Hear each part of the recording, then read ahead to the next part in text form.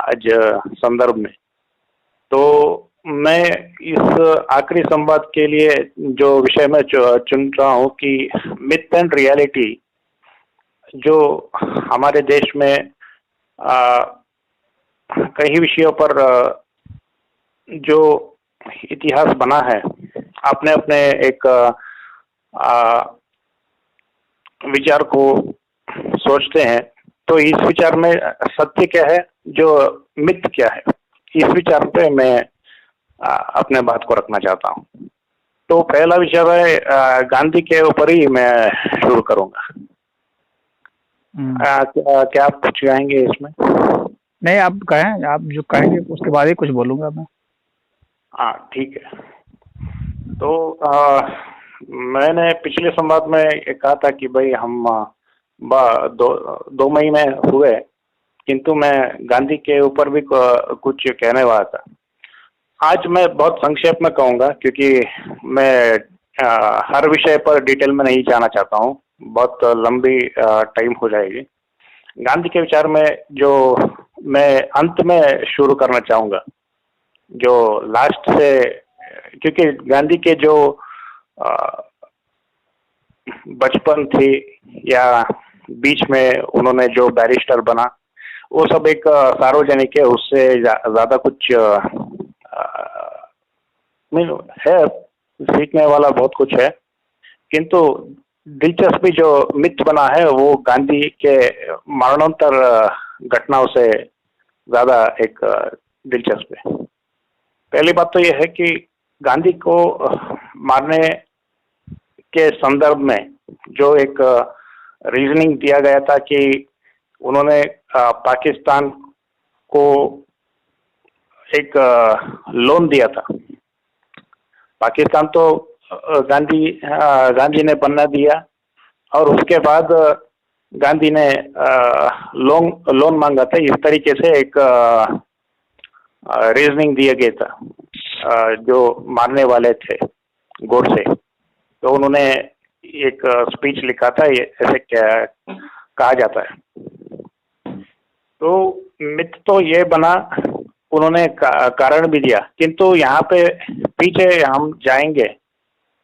गांधी के to nation theory में बहुत सारे लोग जो जुड़े हुए थे, वो इसके समर्थन में ऑलरेडी थे, जो विचारधारा के संदर्भ में।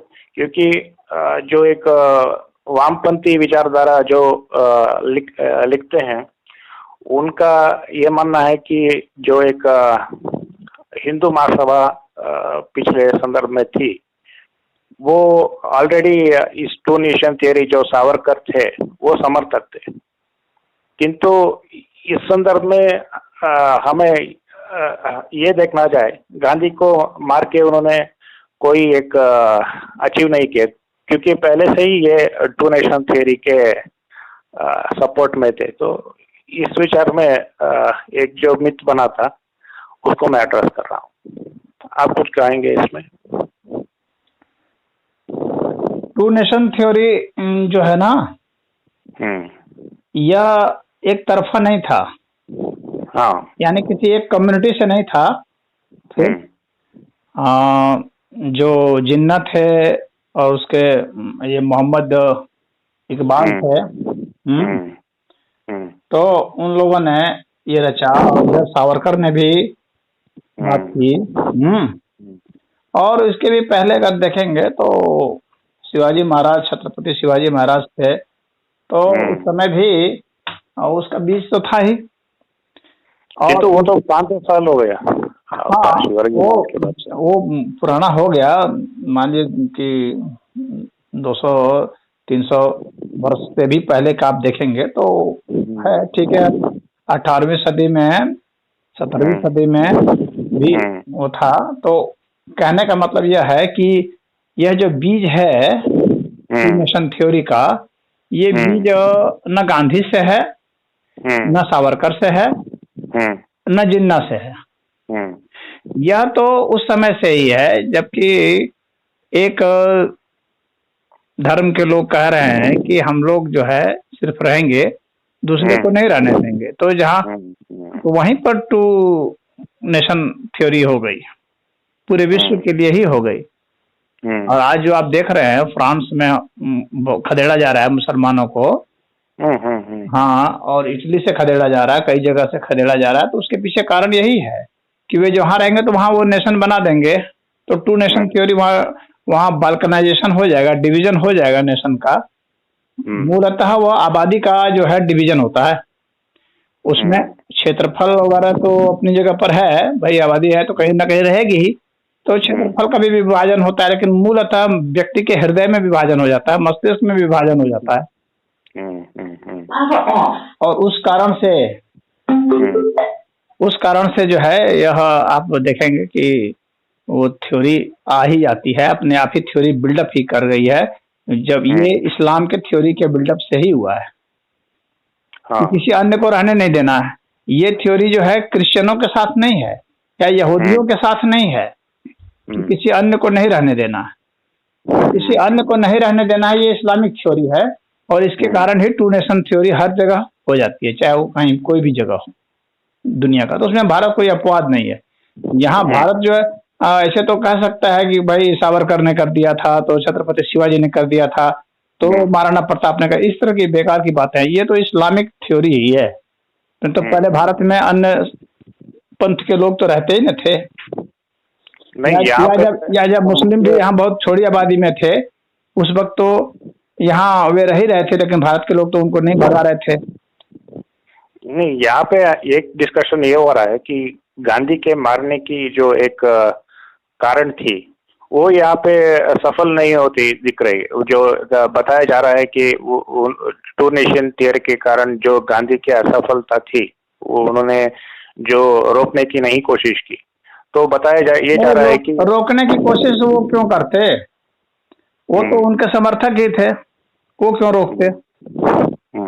वो कहाँ रोकते, वो रोकने वाले नहीं थे। वो तो कह रहे थे, वो तो उन दोनों के पिता बनने की कोशिश कर रहे थे। हाँ वो तो पिता बनने की कोशिश कर रहे थे, पाकिस्तान के भी और हिंदुस्तान के भी। तो पाकिस्तान वालों ने तो लात मार दिया, उनके लिए तो गांधी नाम का कोई चीज नहीं है। हाँ, वो तो हिंदू एजेंट है।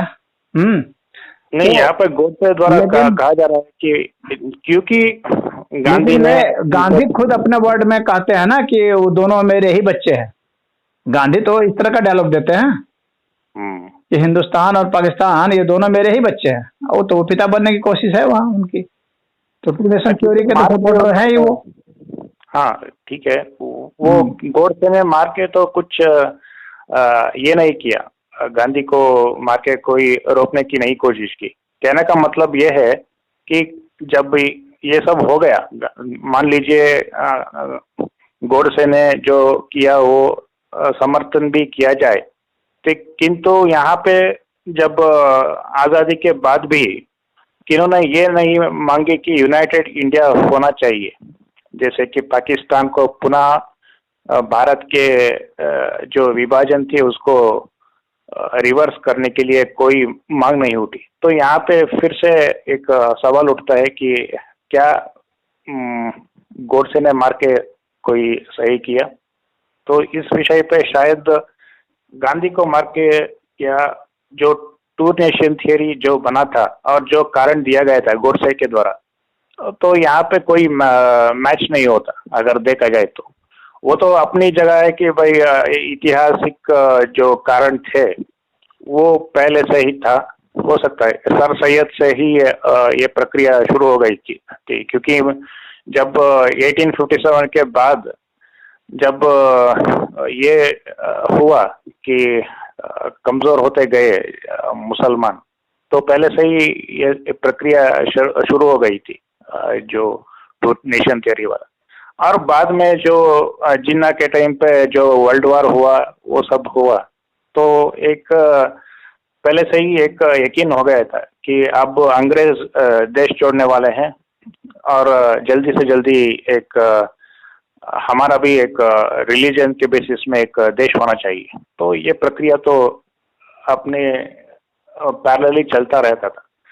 और गांधी के जो एक देखिए, अगर वो नहीं होता ना, अगर विभाजन उस समय नहीं होता तो अब होता।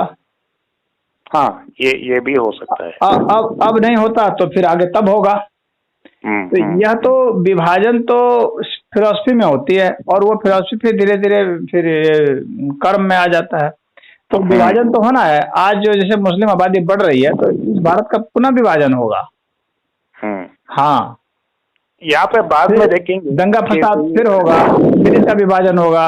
फिर अगर मुस्लिम यहाँ पर रह गए, अगर एक भी व्यक्ति मुस्लिम रह गया तो फिर वह फिर धीरे धीरे आबादी पैदा करेगा। फिर आने वाले 500 बरस में फिर वो इस तरह से कर देगा, एक व्यक्ति से ही वो एक नेशन बना देगा।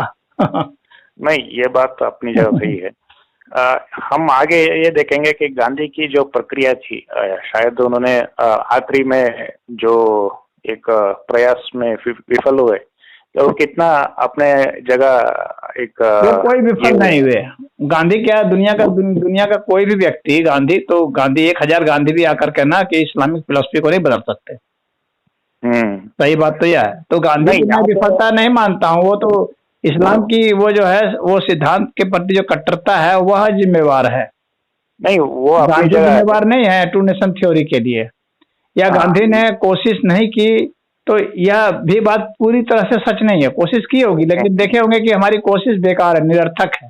तो अंततः जो है थ्योरी जो है वो टू नेशन थ्योरी हो जाती है, दोनों को आशीर्वाद दे देता है। जैसे बाप होता है, पहले अपने दोनों बच्चों को सोचता है साथ रहे, जब देखता है कि अब साथ नहीं ही रहेंगे, हमारी कोई बस नहीं चल रही है, तो कहते चलो भैया तुम लोग दोनों खुश रहो अपनी जगह। यहाँ पे बात ये है, तो उस भूमिका में फिर आ गए। मैं इसी विषय को बाद में कुछ लेकर आऊंगा कि गांधी ने जानबूझ के इसे होने दिया या इसके पीछे कोई राजनीतिक कारण हो सकता है। गांधी के बस का नहीं था रोकना, पहली बात तो यह है। तो गांधी न रोक सकते थे उसको, न उन्होंने बहुत ऐसा प्रयास भी किया। वो समझ गए, वो चूंकि वो भी जानते थे इस्लाम की फिलॉसफी को, जानते थे ये रुकने वाला नहीं है। नहीं, मैं नेहरू ने कोशिश की, नेहरू भी जानता था इस बात को कि मेरे बस का नहीं है, किसी के भी बस का नहीं था। मैं सिर्फ 1-2 व्यक्ति का नाम लेकर के बाकी को मैं बरी नहीं कर रहा हूँ।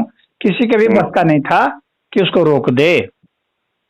नहीं, मैं ये कह रहा हूँ, एक आगे जाके ये कह रहा हूँ कि गांधी, नेहरू या जो भी उस समय के लीडर थे, क्या उन्होंने राजनीति के कारण कुछ उन्होंने होने दिया इस विषय पर, और उसकी एक इम्पैक्ट जो थी उसको किस नजरिए से हम देख सकते हैं आज के वर्तमान में, उसके ऊपर मैं बाद में आऊंगा, क्योंकि उसी विषय कड़ी में मैं नेहरू को अब इन लोग को बहुत ज्यादा डर था कि अगर नहीं हुआ तो बहुत बड़े स्तर पर जो है दंगा होगा, बहुत लोग मारे जाएंगे, और मारे जाने के बाद भी जो है आप किसी को जबरदस्ती साथ कैसे रख सकते हैं जब वो रहना ही नहीं चाहता हो तो। हाँ, अगर आप किसी तरह से मतलब मिलिट्री के फोर्स से भी अगर आप चाहे रख सकते हैं, थोड़ी देर के लिए मान लेते हैं, तो भी आप ज्यादा देर तक नहीं रख पाएंगे ना। फिर वो रिवोल्ट तो भीतर से है, विचार तो भीतर से है, तो वो फिर से उभर जाएगा। और उस वक्त भी मिलिट्री में देखा जाए तो उस वक्त भी मिलिट्री में जो है ना मुसलमानों की संख्या बहुत ही ज्यादा थी। हाँ, तो मिलिट्री भी यहाँ सफल नहीं हो सकती थी क्योंकि मुस्लिम बहुत ज्यादा थे मिलिट्री में, हिंदुओं की आबादी से बहुत ज्यादा थी। तो वह जो है हर हाल में बनना था, वो नेहरू और गांधी के या किसी के भी बस का नहीं था। सारे मिल करके भी नहीं रोक सकते थे। ठीक है। मैं नेहरू के विचार में आ रहा हूँ। कहा जाता है कि नेहरू जो थे उनको एक प्राइम मिनिस्टर जो बने थे वो गांधी के एक इन्फ्लुएंस से बने थे, और कहा जाता है कि उनकी जगह पटेल को बनना चाहिए था। तो इसको किस नजरिए से हमें एक देखना पड़ेगा, सोचना पड़ेगा। ये एक ऐसा बनना चाहिए था का क्या मतलब है? बन ही गए थे। नहीं, गांधी ने रोक दिया, बन ही चुके थे, वो जीत चुके थे। क्या बन सकते थे या नहीं बन सकते थे? और सकते थे, जब वो जीत चुके थे तो गांधी ने तब पहले डेमोक्रेसी की हत्या की। जब सभी लोगों ने वहाँ बहुमत से उनको चुना तो फिर वहां पर अपने टांग अड़ाने की आपको क्या जरूरत थी? आपको वहां पक्षपात करने की क्या जरूरत थी? तो गांधी ने वहां पक्षपात किया। इसी विषय पर आ रहा हूँ, इसे किस नजरिए से हमें देखना चाहिए? इसके पीछे कारण यह था पटेल को, क्योंकि पटेल जो है कई बार कई जगहों पर गांधी का विरोध भी कर चुके थे हिंदू के मामले में, और नेहरू कभी विरोध नहीं करते थे। और नेहरू और गांधी जो है ना, दोनों एक ही आइडियोलॉजी के जो है वो समर्थक थे, वाहक थे। तो इसलिए उन दोनों की बनती थी, तो नेहरू का साथ दिया और प्रजातंत्र का गला घोट दिया। भारत की शुरुआती इस तरह से हो गई।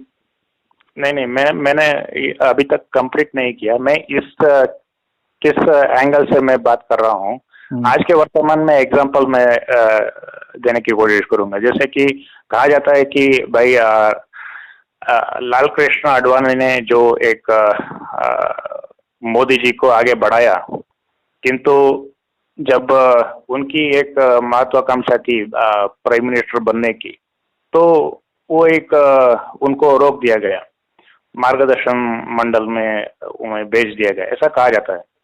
तो राजनीति में किंतु परंतु की अटकलें तो हमेशा लगा जाए। नहीं, यहाँ पर मोदी ने कभी भी ऐसा कहीं ऑब्वियस कोई एग्जाम्पल नहीं है या कोई इंसिडेंस नहीं है कि जिससे सिद्ध होता हो कि जो है उन्होंने उसको रोक दिया। वे योग्य थे, उनको समर्थन था आडवाणी को, और तब इन्होंने रोक दिया, ऐसा कुछ नहीं था। आडवाणी को समर्थन अभी ऐसा नहीं था कुछ भी। प्राइम मिनिस्टरशिप के कैंडिडेटशिप के लिए उनका कोई समर्थन नहीं था, न ही प्रेसिडेंटशिप के कैंडिडेट के लिए भी उनका समर्थन था। तो न प्राइम मिनिस्टर के लिए न प्रेसिडेंट के लिए, उनमें से किसी के लिए भी उनका समर्थन पूरा नहीं था, जिसको कि मोदी ने रोका कहा जा सकता है। और वहां तो गांधी का बिल्कुल स्पष्ट था, जीता हुआ व्यक्ति है, समर्थन पाया हुआ व्यक्ति है, और तब व्यक्ति जाकर के वहां पर एंट्री लेता है और उसको रोक देता है। नहीं, मैं जो एक मिथ बनाई है उन चीजों के मैं एक ये कह रहा हूँ कि अनेक अटकलें लगा जाती है कि भाई किंतु परंतु की बात है, जो शायद ये होते आगे पीएम बन के तो क्या होता, क्या ये पीएम बन के कुछ अलग दिशा बदल लेते। इस तरीके से अनेक जो राजनेता हैं उनके ऊपर एक अटकलें लगाई जाती हैं। जैसे आडवाणी ने अपना किस्सा खुद खत्म कर लिया जब वो चले गए जिन्ना के कब्र में जाकर के वो लगाना। नहीं, वहाँ पे ये भी बात कही जा रही कि वहाँ पर वो जो है अपना खुद वो जो है वो अपना सेकुलरिज्म दिखलाने के चक्कर में जो है ना, वो अपना इमेज जो हिंदुत्व वाला था उसको गंवा बैठे, और अब उनकी उपयोगिता नहीं रह गई। ये बात सही है, मैं भी जानता हूँ ये बात। चुनाव जीतने के लिए जो उपयोगिता चाहिए होती है ना, नहीं, वहाँ पे ये भी कहा जाता कि उन्होंने जानबूझ के किया, वो कुछ नाराज थे, वो अलग विषय है, वो ज्यादा महत्वपूर्ण नहीं है। बस ये है कि भाई शायद ये होते तो क्या होता, इस तरीके से अनेक कहा जाता है। किंतु नेहरू जो बने थे, शायद उनके एक राजनीतिक एक ये हो सकता है कि टैलेंट हो सकता है शायद, और इसके हम दोष नहीं दे सकते कि भाई पटेल राजनीति में हम ये नहीं कह सकते ना कि किसी को एक चैरिटी तो नहीं दिया जाता कि भाई आपको आगे बढ़ा दिया जाए। आपकी बात यह ठीक है कि जैसे गांधी ने वो समर्थन किया था तो पटेल को विरोध करना चाहिए था। हाँ, जब प्राइम मिनिस्टरशिप का कैंडिडेट के लिए आप हुए हैं तो गांधी को भी चैलेंज करना चाहिए था कि डेमोक्रेसी पूरे देश का भविष्य डिसाइड करने वाला एक व्यक्ति अकेला तू कौन होता है। हो सकता था, किंतु वो लेकिन पटेल की यह कमजोरी मानी जाएगी। मैं मानता हूँ इस बात को कि पटेल की यह कमजोरी मानी जाएगी कि पटेल जो है गांधी के विरुद्ध में जाने का साहस पूर्णतः नहीं कर पाए, और वो जो है छोड़ दिए। और यह भी हो सकता है कि अपनी भल मनसाहत सिद्ध करने के चक्कर में आदमी जो होता है ना कि मुझे लोग पद का लालची न कहें, इस अर्थ में भी हो सकता है कि उन्होंने छोड़ दिया हो। ये तो खैर उनकी मनस्थिति क्या थी वो तो वे जाने, लेकिन देश के भविष्य के खातिर और डेमोक्रेसी के खातिर उनको जो है वहां पर संघर्ष करना चाहिए था हमारी समझ से। तो नहीं, यहाँ पे ये बात है कि गांधी और पटेल के संबंध इस तरीके से नहीं थे कि वो विरोध में चले जाए। वो एक पिता और जो एक पुत्र की जो एक कॉम्बिनेशन थी, या गुरु मान लीजिए, उनको उस तरीके से गांधी को देखते थे, तो विरोध जाने के सवाल ही नहीं था। अब नेहरू को पटेल के बीच में ज्यादा कंपटीशन तो नहीं था, वो भी उस तरीके से एक कंपटीशन बहुत था। एक नेहरू का तो विरोधाभास। नेहरू का तो उन हर व्यक्ति से कंपटीशन था जो व्यक्ति नंबर 1 पद के लिए जो है इंस्पायर था। हाँ, ये आप चाहे जिन्ना जिन्ना सुभाष बोस जिन्ना हो, नेहरू थे। सुभाष बोस हो, तो क्योंकि नेहरू जो है दूसरे को अपने अपने और अपने से ऊंचे टैलेंट वाले को पसंद नहीं करता था। ये और आप वो जो इस है संदर्भ में कह वो सकते हैं कि जिन्ना। सुभाष बोस के विरुद्ध में इसलिए खड़ा थे, पटेल के विरुद्ध में भी इसलिए खड़ा था। नहीं, ठीक है, मैं अपने बात को रखता हूँ यहाँ पे। इस बात को आप कह सकते हैं कि जिन्ना और नेहरू के बीच में ये शायद संभव था, नहीं, किंतु जिन्ना के बीच में भी संभव था, लेकिन उतना नहीं संभव था। जिन्ना से तो नेहरू डरता था। जिन्ना जिन्ना से टकराने की हिम्मत नेहरू में नहीं थी। कभी भी जिन्ना के विरुद्ध में बोलने का साहस नहीं उठा पाया नेहरू। पटेल के विरुद्ध में और सुभाष बोस के विरुद्ध में बोलने का साहस उसने उठाया। हाँ, तो प्रतियोगी वो था ही नहीं। जिन्ना से तो डरा हुआ था व्यक्ति है। क्योंकि जिन्ना, गांधी या नेहरू, आप तीनों के बीच में एक कॉमनलिटी एक देख सकते हैं कि ये तीनों एक लॉयर प्रोफेशन से जुड़े हुए थे। गांधी भी अच्छे लॉयर थे, किंतु जिन्ना गांधी के ऑलमोस्ट बराबर एक अच्छे एक वक्ता थे। नेहरू कमजोर लॉयर थे। अपने पिता के एक कंपैरिजन, मोतीलाल नेहरू जो थे वो भी बैरिस्टर थे, किंतु उनके कंपैरिजन में नेहरू उतना एक मजबूत बैरिस्टर नहीं थे। मोतीलाल नेहरू एक मतलब बड़े बैरिस्टर थे। और नेहरू तो बहुत साधारण से वकील थे, उनका कोई बहुत वैल्यू नहीं था। तो एक शायद हो सकता है पिता के कारण जो चले सो चले। पिता के कारण ही तो उसने सब पद पाया। पिता के प्रभाव से ही सब पद पाया।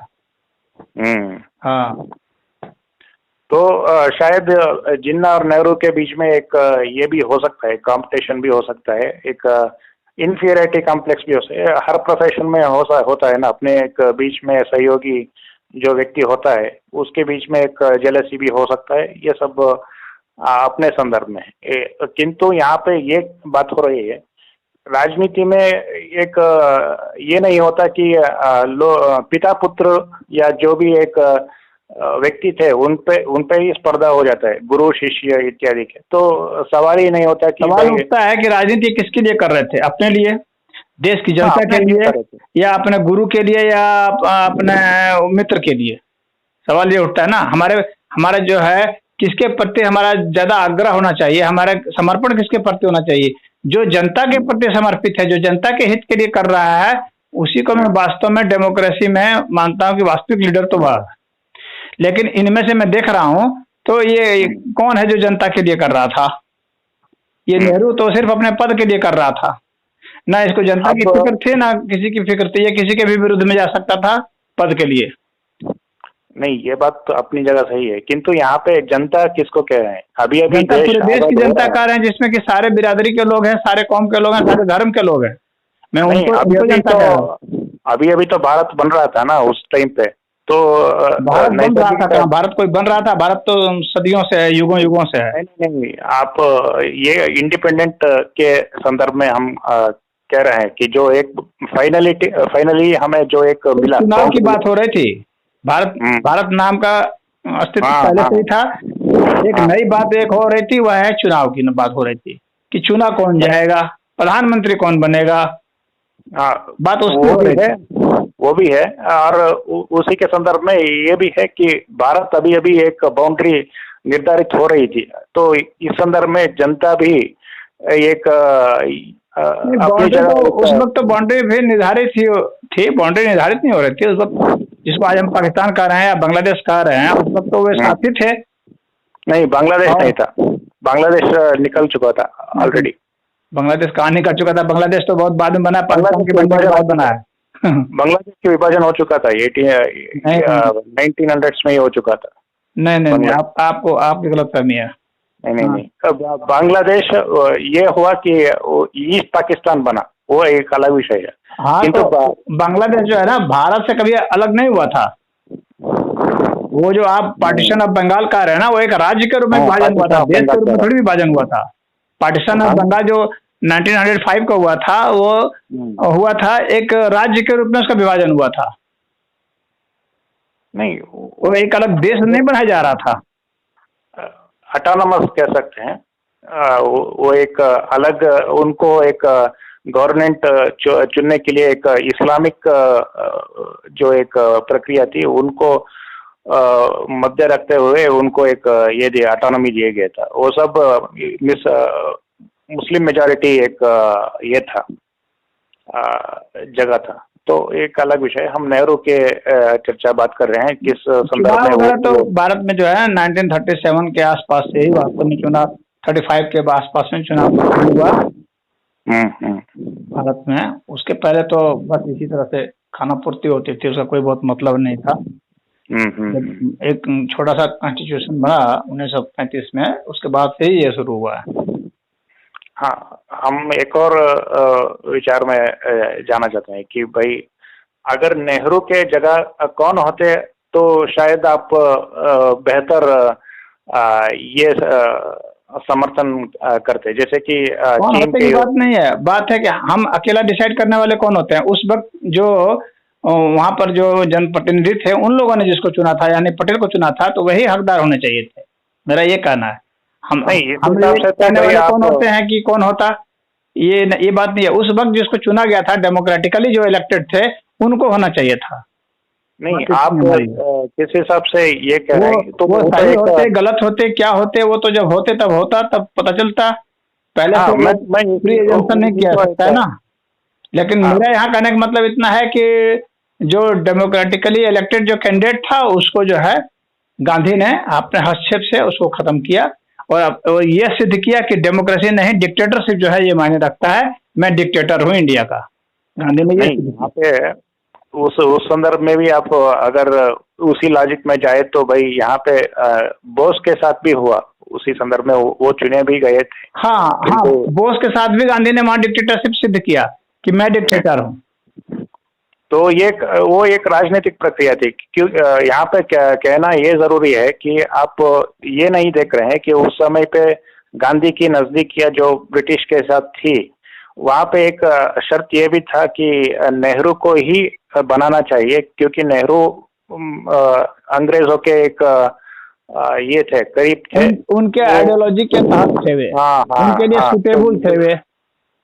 तो इसी कारण उन्होंने अंग्रेजों के तरफ से भी एक ये था नेहरू को बनाने के लिए। तो इसी कारण से ही वो अपने पहले प्रधानमंत्री बने। प्रेशर था, जरूर था। तो प्रेशर आज भी है।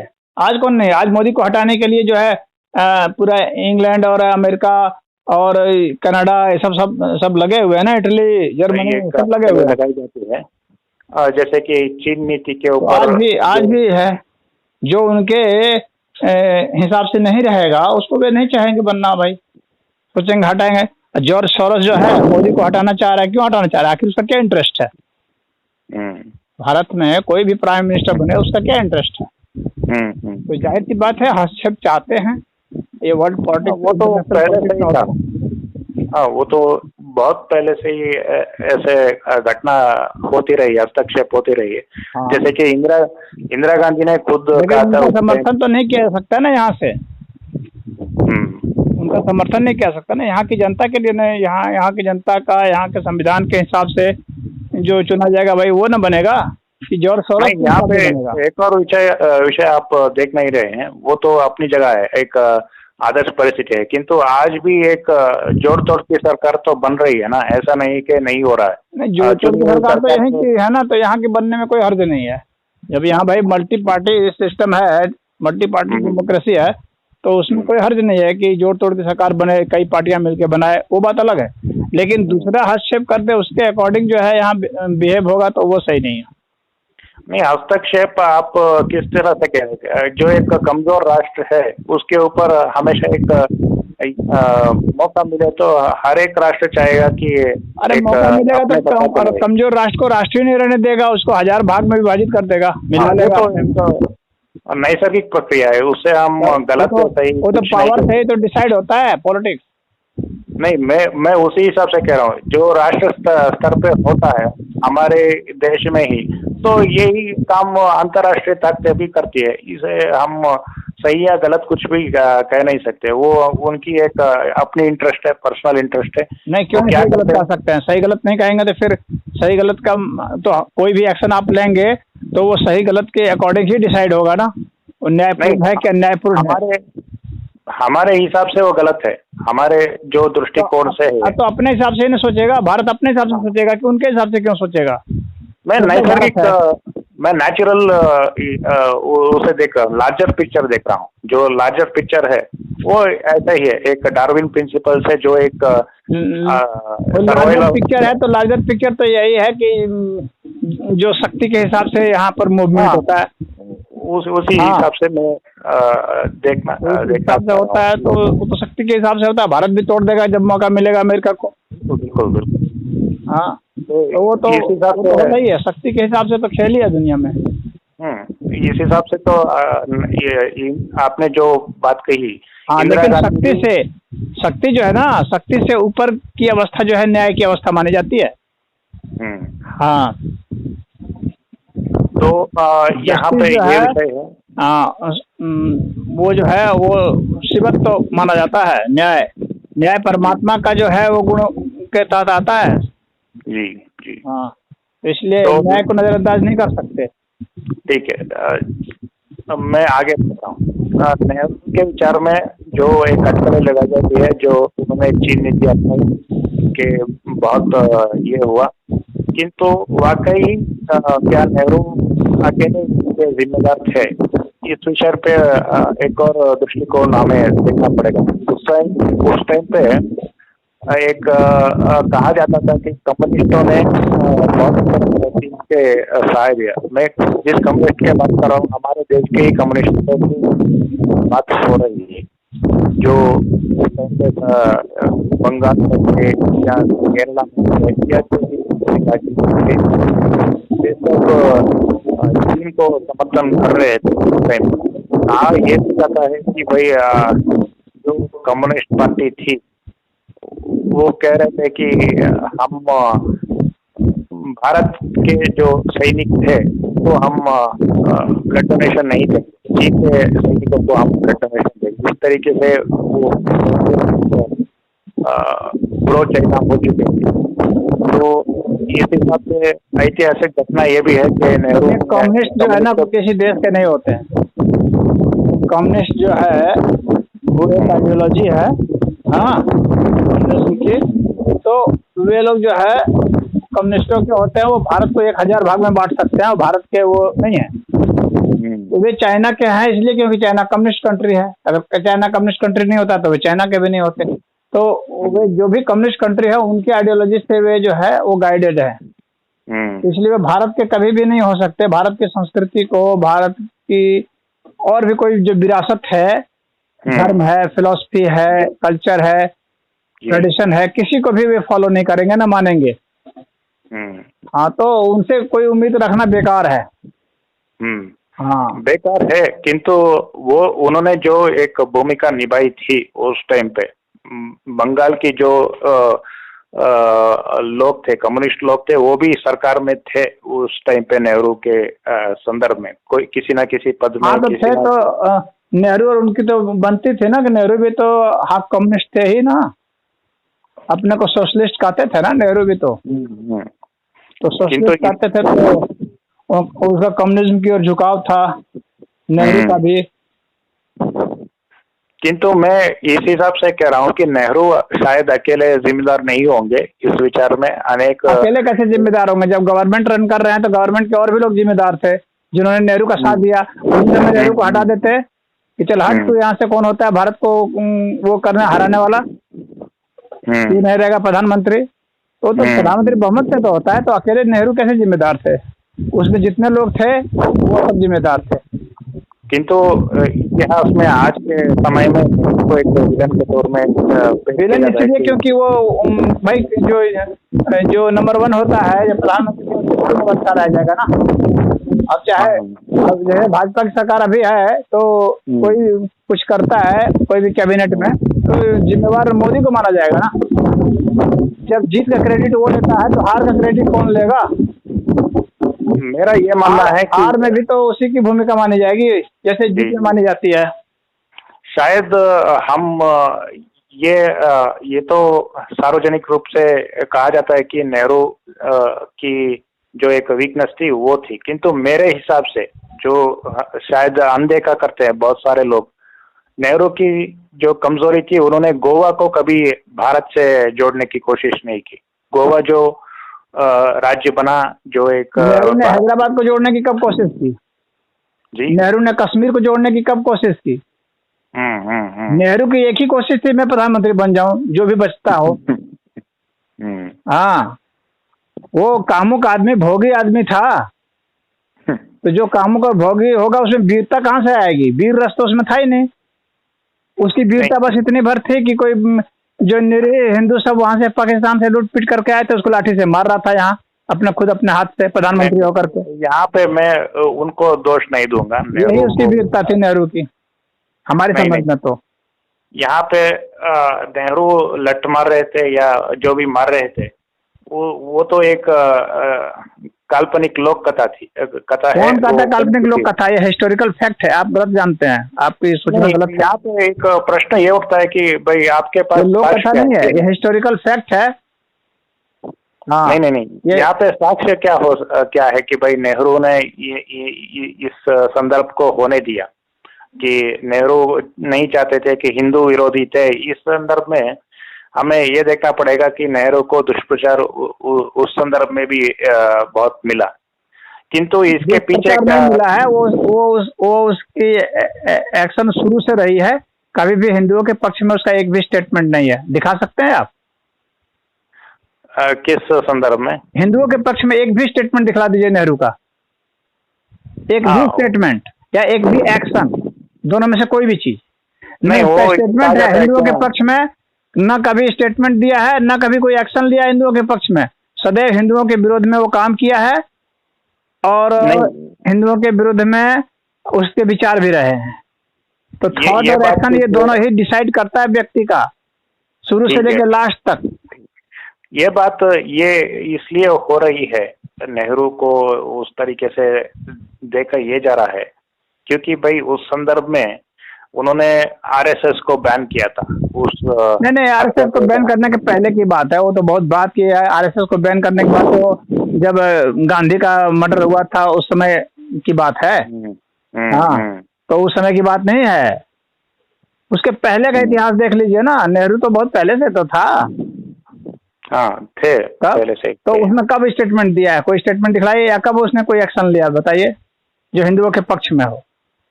स्टेटमेंट पूरे नेहरू का बायोग्राफी आप पढ़ लीजिए। नहीं, वो एक अलग हिंदू के विरोध में थे या ये नहीं थे, किंतु हिंदू शब्द ही उस टाइम पे एक ये नहीं हुआ था, चेंज नहीं हुआ था। क्योंकि क्या बेकार हिंदू शब्द नहीं था उस वक्त नेहरू के समय? नहीं, मैं ये इस टाइप आप समझ नहीं रही। मैं इस संदर्भ में ये कह रहा हूँ कि उस टाइम पे जाति हावी था, जाति के जो क्या बात कर रहे हैं, जाति हावी था? अम्बेडकर का पढ़ लीजिए, अम्बेडकर ने हिंदू शब्द का कितना प्रयोग किया है। नहीं, मैं उसी संदर्भ से हिंदुओं के गलत चीज का अम्बेडकर ने विरोध किया है, तो सही बात का समर्थन भी किया है। हाँ, किया, किंतु उन्होंने ये भी इंट्रोड्यूस किया था ना, जो एक पूना पैक्ट, आप जानते हैं कि नहीं जानते? हाँ, जानता हूँ। हाँ, उस टाइम पे उन्होंने पूना पैक्ट को आगे किया था, उसको सेपरेट इलेक्टोरेट ये सरदार वल्लभ भाई पटेल के विरोध में क्यों नहीं बोला जाता है? क्योंकि उन्होंने हिंदुओं के एक्शन में काम किया। नहीं, हिंदुओं का इंटरेस्ट जहाँ पर हो रहा था वहां पर उन्होंने कहा कि नहीं, यहाँ पर हिंदू सही है, समर्थन जो है सही का कीजिए।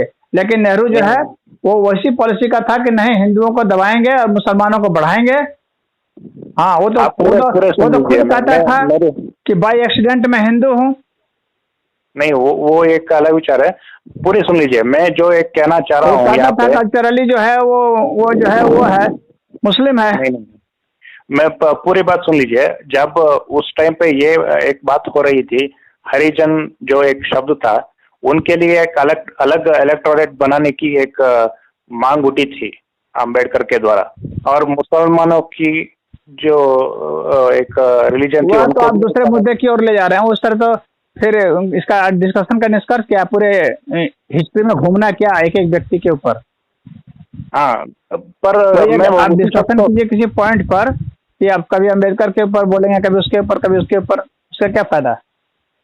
नहीं नहीं, मैं मिथ को एक कहना ये चाह रहा हूँ कि उस टाइम से ही हिंदू के शब्द में अनेक अनेक जाति के एजेंडा चलाए जा रहे थे। उस विचार में मैं ले जाना चाह रहा हूँ।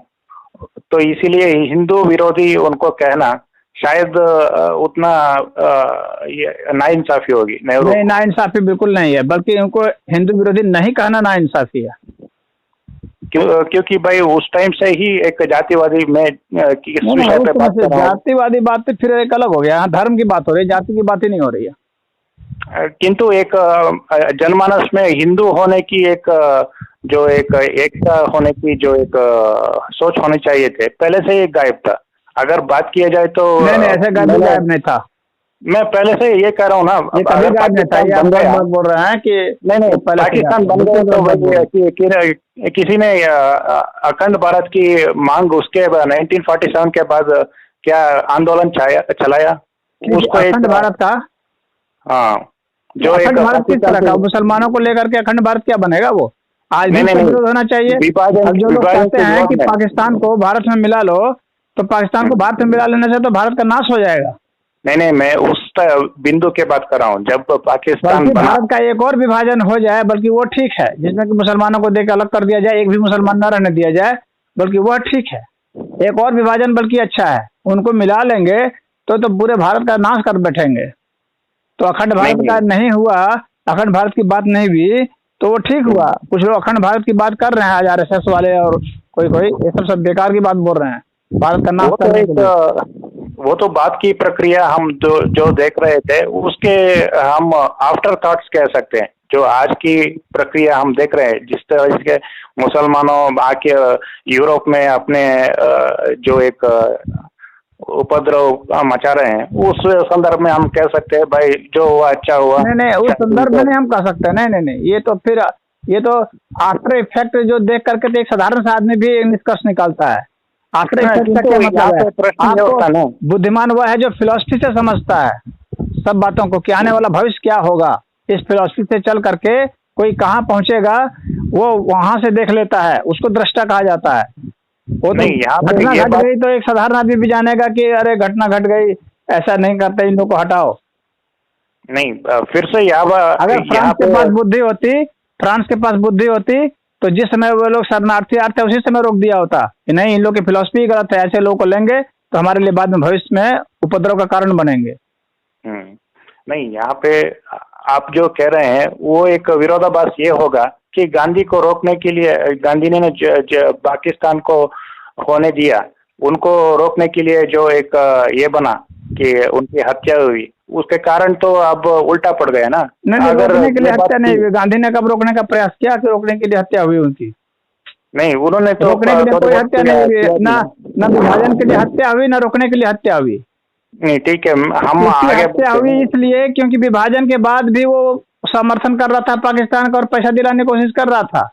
नहीं, आप समझ रहे हैं ना कि पाकिस्तान के विरोध में लोग थे ना, उस विचार में हम कहना चाह रहे हैं। क्यों नहीं होंगे? पाकिस्तान के विरोध में इसलिए नहीं थे कि पाकिस्तान बन रहा है, इसलिए थे कि भाई जितनी उनकी आबादी थी, जितनी उनकी क्षमता थी, उससे ज्यादा उनको दिया जा रहा था। बीच में जो है कॉरिडोर दिया जा रहा था, बांग्लादेश और पाकिस्तान के बीच में कॉरिडोर देने की बात गांधी कर रहा था। कितना बड़ा उपद्रव गांधी खड़ा करने की कोशिश कर रहा था। हाँ, कि एक कॉरिडोर दे दिया जाए कि वहां से उस पाकिस्तान से लेकर के इस ईस्ट पाकिस्तान तक दोनों एक रास्ता बन जाए, इन लोगों को आने जाने का साधन बन जाए। ये गांधी का बवाल था। गांधी की हत्या ऐसे थोड़ी हुई।